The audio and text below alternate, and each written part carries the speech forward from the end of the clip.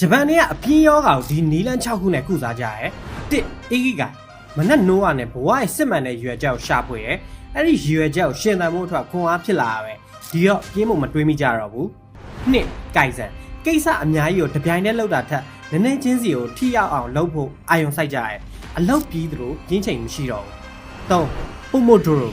အလုပ်တွေကို25မိနစ်ပဲလုပ်တယ်လုပ်တဲ့အချိန်မှာဘာအနောက်ရှက်မှအဝင်မခံပဲမပြီးပြည့်အောင်လုပ်တယ်25မိနစ်ပြည့်ရတယ်5မိနစ်နားပြီးလုံးဝအပြည့်အဝအနားယူတာပြီးရင်တော့25မိနစ်အလုပ်ဇာတ်တိုက်လုပ်ကြတယ်အပြည့်ရောဂါဆိုတာဘာလဲလို့မေးယူရမယ့်နည်းလမ်းတစ်ခုဖြစ်ပါ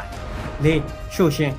ဘာပဲလုပ်လို့အဲ့ဒီအလုပ်ကိုအခုမှအသစ်စပြီးလေးလာမဲ့သူတို့စူးစမ်းချင်စိတ်အပြည့်နဲ့လုပ်ပါစူးစမ်းနေရတဲ့နဲ့တင်ပြင်းမှုစိတ်ကူးပေါ်လာတော့မှမဟုတ်ပါဘူးငါဝါဘီစာဘီအမားတေးသေးလေးတွေကိုအသေးစိတ်လိုက်ခံစားပြီးထိုင်စိတ်ညစ်မနေပါနဲ့ထိုင်နေအပြည့်ရောဂါတက်လာလိမ့်မယ်ဒီတော့အပြည့်အနာတိုင်းကိုလက်ခံပါလှုပ်ရှားရှိရဆက်လုပ်ပါပြင်းမှုအချိန်ပေးလိုက်တာမျိုးမဖြစ်ပါစေနဲ့